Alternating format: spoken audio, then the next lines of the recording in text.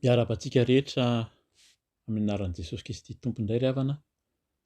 Tafahoana amin'izao amin'ny alalan'ny enregistrement moa zany ny amin'ny fampianarana, fanazavana ny tenin'Andriamanitra izay ho ataontsika androany. Hivavaka tsika hametrahantsika izao fizarana izao. Ry Andriamanitra iray, ry Jesosy Kristy Tompo, fanahy masina, midera mankalaza amin'ny voninahitra anao izahay. Tafahoana aminao indray ankehitriny, misaotra amin'ny famindram-po ataonao aminao isan'andro, ny tanjaka hery fahasalamana amenao, fiarovana amin'ny loza sy ny asan'ny satana rehetra, ka dia ianao tokoa no deraina sy mena voninahitra.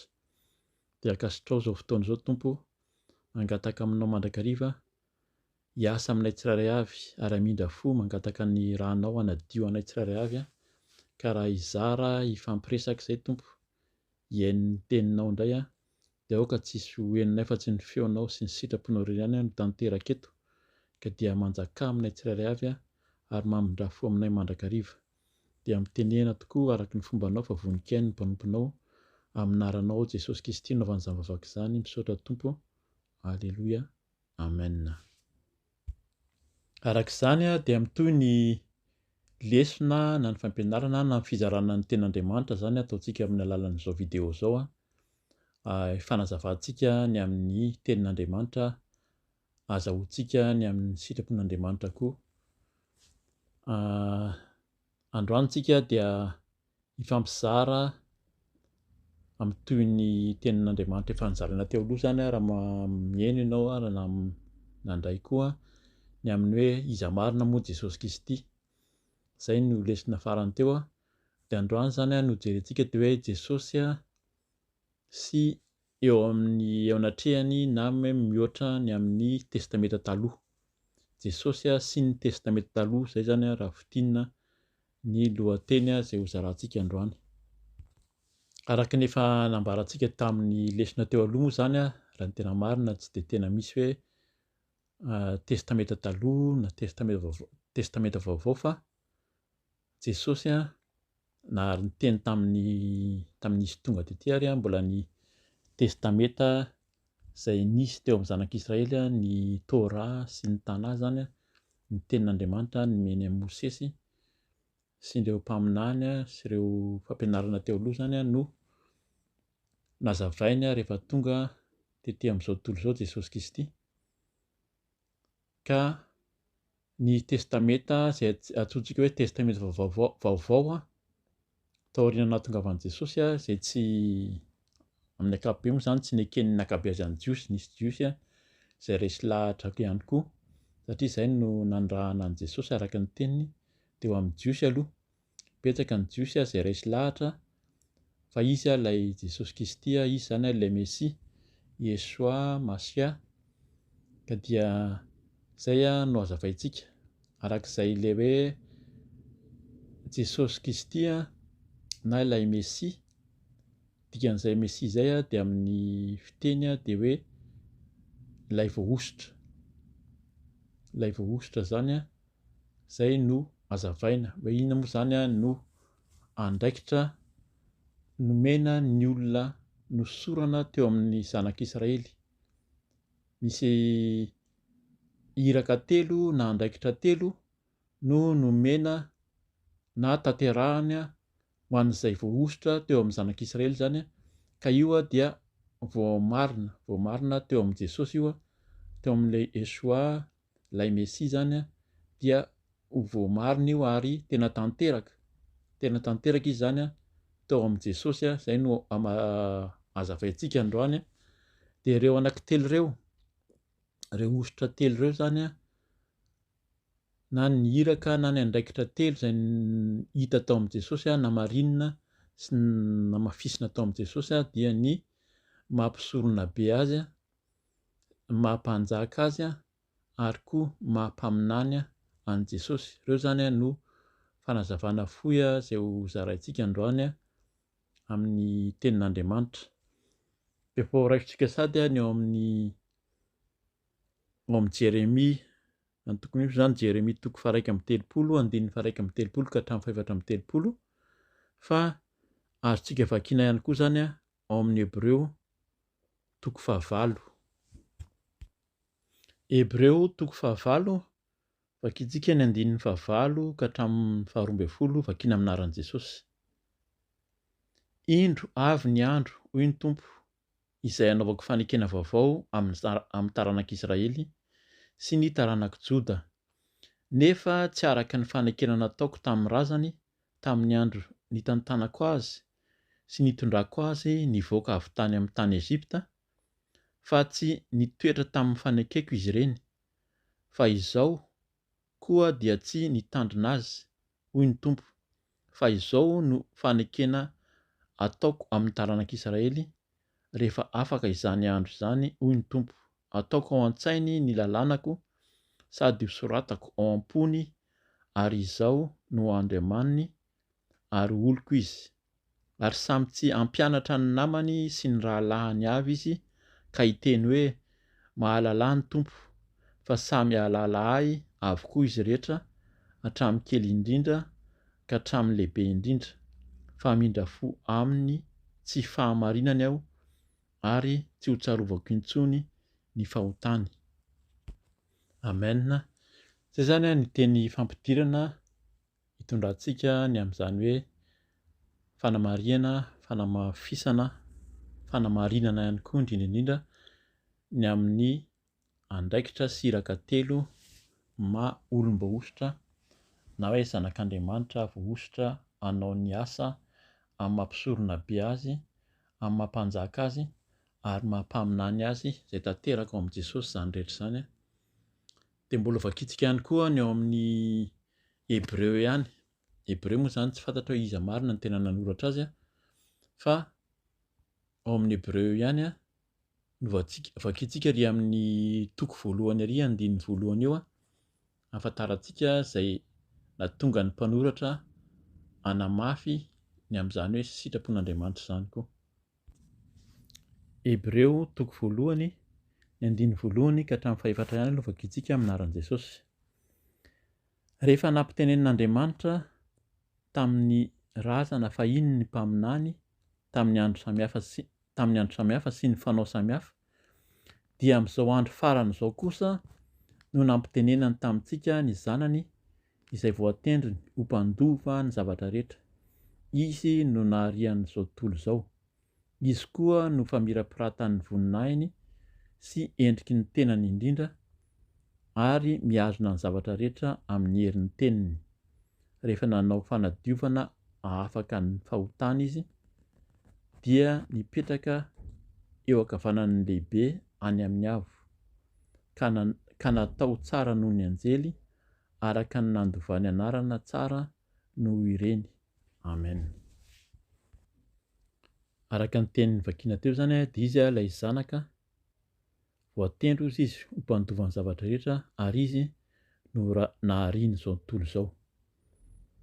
Dia arak'izay ao amin'ny Hebreo zany, raha tena mamaky ny Hebreo indrindra hatramin'ny 7 zay zany tena amporisihana antsika, tsy voavaky manontolo izy satria lasa lava ny fotoana, fa mamporisika antsika hamaky ny Hebreo manomboka amin'ny toko voalohany io, ahafantarantsika hoe Jesosy tokoa ilay mpisorona be izay nofidian'Andriamanitra. Amin'ity Hebreo ity zany dia hanazava kely tsika na hamafisitsika ny amin'ny tenin'Andriamanitra amin'ny maha-mpisorona be azy. Tonga dia dingantsika, raisintsika ny any amin'ny Hebreo toko 4, ny 17 ka hatramin'ny 40. Hebreo toko 4, 17 ka hatramin'ny 40 mivaky toy izao amin'ny anaran'i Jesosy.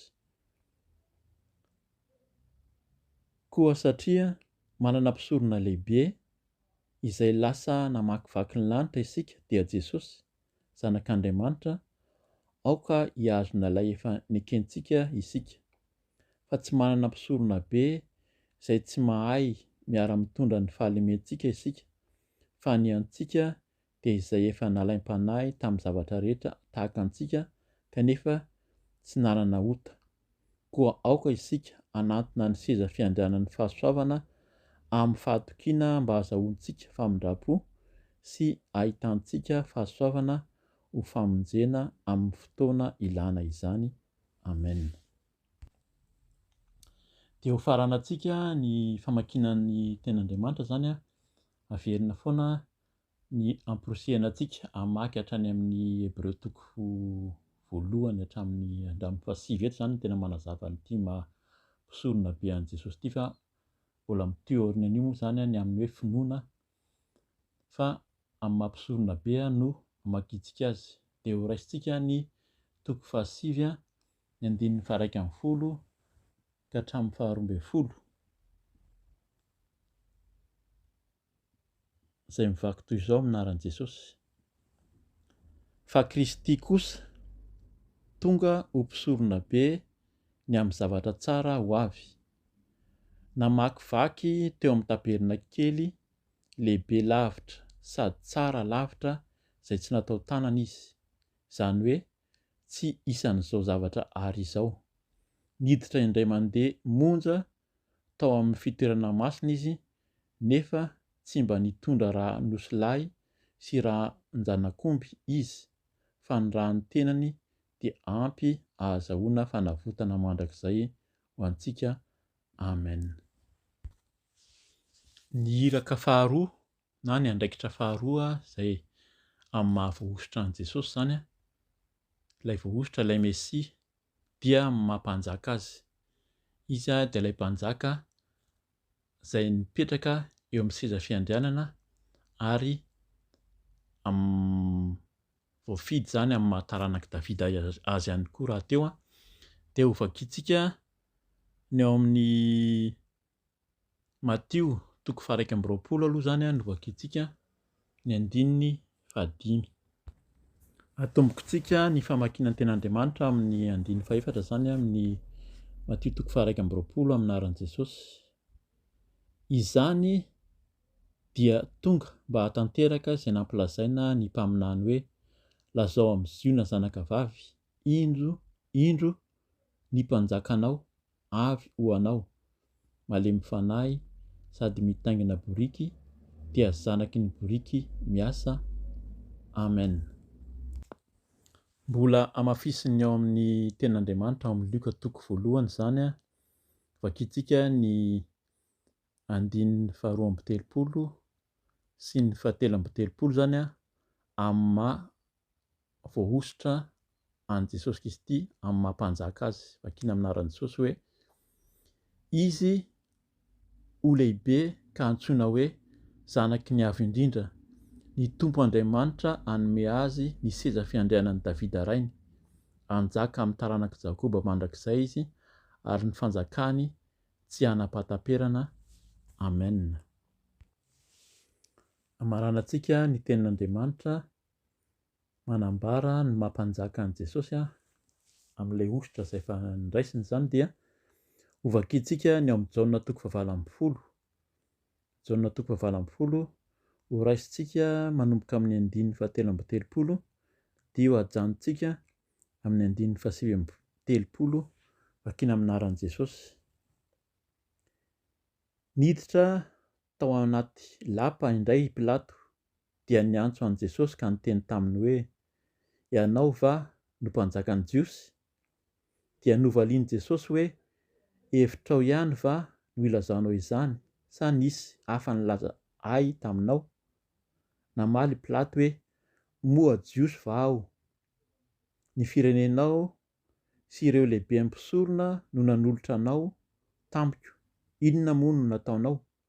Hoy Jesosy hoe: ny fanjakako dia tsy avy amin'izao tontolo izao, fa raha mba avy amin'izao tontolo izao ny fanjakako, dia ho niady ny mpanompoko mba tsy ho voatolotra tamin'ny jiosy aho. Nefa amin'izao fotoana izao azafady, tsy avy amin'izany ny fanjakako. Ary hoy Pilato taminy: mpanjaka ary va ianao? Dia namaly Jesosy hoe: voalazanao fa mpanjaka aho. Izao no naterahako, ary izao no niaviako amin'izao tontolo izao, dia ny hanambara ny marina. Izay rehetra avy amin'ny marina dia mihaino ny feoko. Hoy Pilato taminy: inona ny marina? Rehefa avy nanontany izany izy dia nivoaka nankeo amin'ny Jiosy indray ka niteny taminy hoe: "Tsy hitako izay elony na dia kely akory aza, fa misy fomba fanaonareo amin'ny Pasika dia ny hanafahako olona iray ho anareo, koa tianareo va raha hafahako ho anareo ny mpanjakan'ny Jiosy?" Amen.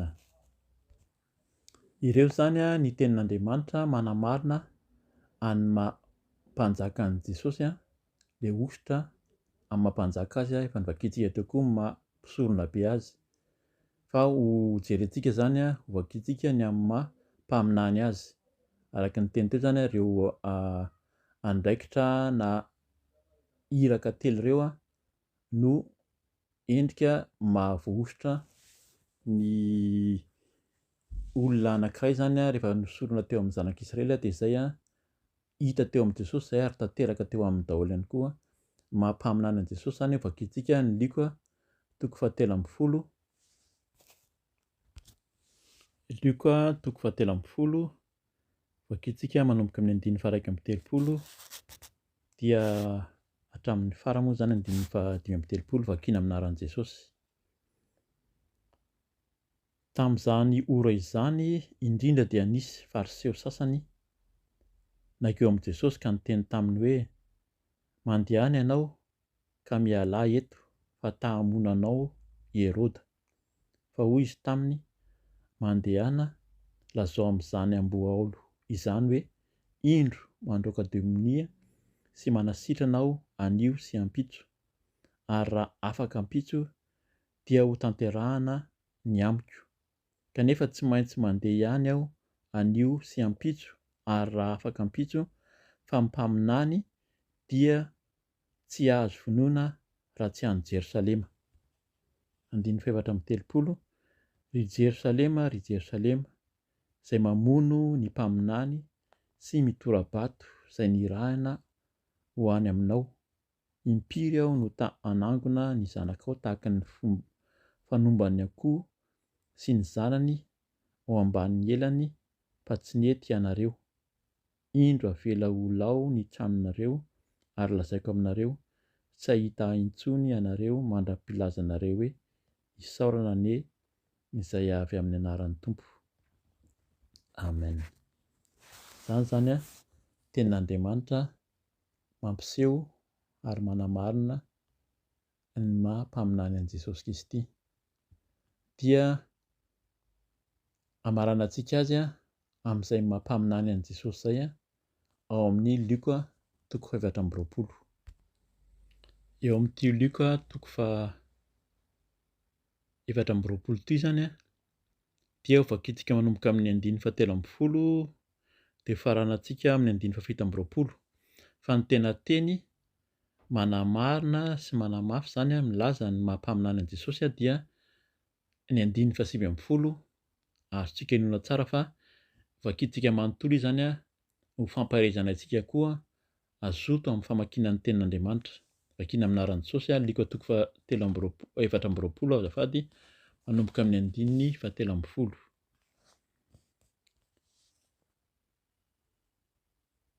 Amin'ny anaran'i Jesosy: "Indreo nisy roa lahy tamin'izy ireo nandeha tamin'izany andro izany akany amin'ny vohitra atao hoe Emaosy, tokony ho 80 stadio avy any Jerosalema. Dia niresaka ny amin'izay zava-mitranga rehetra izy, ary raha mbola niresaka sy niady hevitra izy ireo dia nanantona Jesosy ka niaraka taminy. Nefa nosakanana ny mason'ireo mba tsy hampahafantarany azy. Ary hoy izy taminy: "Inona izany resahanareo ety am-pandehanana izany?" Dia nijanona ireo sady nalahelo tarehy. Ary ny iray izay atao hoe Kleopas dia namaly hoe: "Ianao irery va no vahiny mitoetra ao Jerosalema izay tsy mba mahalala ny zava-mitranga tao amin'izao andro izao?" Fa hoy izy taminy: "Zavatra inona moa izany?" Ary hoy izy roalahy taminy: "Ny amin'ny Jesosy avy any Nazareta, mpaminany mahery tamin'ny asa sy ny teny teo anatrehan'Andriamanitra sy ny vahoaka rehetra. Io zany no mampilaza ilazana mampaminany azy fa voakitsika hatramin'ny farany averiko ny 120 teo amin'aran'i Jesosy hoe fa hoy izy taminy, zavatra inona moa izany? Ary hoy izy roalahy taminy, ny amin'i Jesosy avy any Nazareta, mpaminany mahery tamin'ny asa sy ny teny teo anatrehan'Andriamanitra sy ny vahoaka rehetra. 20 dia ny aminy nanoloran'ireo lehiben'ny mpisorona sy ny mpanapaka eto amintsika azy, hanamelohany azy ho faty sy ny nanombohany azy tamin'ny hazo fijaliana. Nefa nantenanay fa izy no ilay efa hanavitra ny Israely, ary tsy izany ihany fa androany no andro fahatelo taorian'ny hitsanganana izany. Nefa koa ny vehivavy sasany namanay dia nahavery hevitra anay fa tany amin'ny fasana vao maraina be izy ireo ka tsy nahita ny faty, dia tonga ka nilaza fa nahita anjely niseho izay nilaza fa velona izy. Dia nandeha nakany amin'ny fasana ny sasany izay miaraka aminay ary nahita arak'izay nolazain'ny vehivavy nefa tsy hitany izy. Ary hoy izy taminy, ry adala sy voja saina ka tsy mino izay rehetra nolazain'ny mpaminany, moa tsy tokony ho niaritra izany va Kristy ka hiditra any amin'ny voninahiny? Dia nanomboka hatramin'ny Mosesy sy ny mpaminany rehetra izy ka nanambara taminy ny hevitry ny teny milaza izany amin'ny soratra masina rehetra. Amen. Dia arak'izany fa voaporofo sy voamarina zany ilay Jesosy voaositra Yesoa Masia, ilay voaositra Jesosy Kristy zany amin'ireo andraikitra sy adidy iraka izay nomena azy. Mahazanak'Andriamanitra azy rahateo moa zany mampisorona be, mampanjaka ary mampaminany azy. Amaranantsika ny tenin'Andriamanitra dia hovakitsika ny eo amin'ny Hebreo 1 teo iny ihany. Tohizantsika zany manomboka amin'ny 1:5 ka hatramin'ny farany amin'ny 1 ahafantarantsika ny amin'ny fahalehibeazan'ny Jesosy Kristy amin'ny Baiboly misy anahy moa zany amin'ny Soramandro hoe lehibe noho ireo anjely ny zanaka vakiana amin'ny anaran'i Jesosy. Hebreo 1 manomboka amin'ny 1:5. Fa anjely iza no mba nilazany hoe zanako ianao, izao no niteraka anao androany, ary koa izao no rainy ary izy no zanako. Ary raha mitondra ilay matoa amin'izao fiainana izao izy dia niteny hoe ary aoka ny anjelin'Andriamanitra rehetra iankohaka eo anoloany. Ary ny anjely dia ilazany hoe manao ny anjeliny ho rivotra izy ary ny mpanompony ho lelafo. Fa ny zanaka kosa dia nilazany hoe ny seza fiandriananao Andriamanitra dia mandrakizay doria, ary ny tehin'ny fahitsiana no tehim-panjakanao. Tianao ny fahamarinana fa halanao ny heloka, koa Andriamanitra dia Andriamanitrao efa nanositra diolim-pifaliana anao mihoatra noho ny namanao. Ary izao koa ianao Tompo tany aloha no nanorenanao ny tany ary ny asan'ny tananao ny lanitra. Ireo dia ho levona fa ianao no maharitra. Ho rovitra toy ny fitafiana izy rehetra, ary toy ny lamba no amalonanao azy, dia toy ny fitafiana izay hovana. Fa ianao no tsy miova ary ny taonanao no tsy ho tapitra. Fa anjely iza no mba nilazany hoe hipetraha eo ankavanako, ambara-panaoko ny fahavalonao ho fitoeran-tongotrao. Tsy fanahy manompo va izy rehetra, irahina hanao fanompoana ho an'izay andova famonjena. Amen, amen, amen. Dia izay ny tenin'ny Tompo sy lesona fohy zany anazavantsika ny maha Jesosy Kristy voamarina ao amin'ny testamenta taloha ihany koa, dia izy ilay Yesoa Masia, ilay voaositra zany ho mpisorona be, ho mpanjaka ary ho mpaminany voninahitra ho an'Andriamanitra irery ihany dia manao velomana aminaran'i Jesosy amintsika tsirairay avy raha sitrapon'ny Tompo zany dia mbola hiveriny eto ny amin'ny toy ny fampianarana sy ny lesona izay hozaraina araka ny antso sy iraka ataon'ny fanahy masina ihany koa. Manao velomanao aminaran'i Jesosy tompoko. Alleluia. Amen.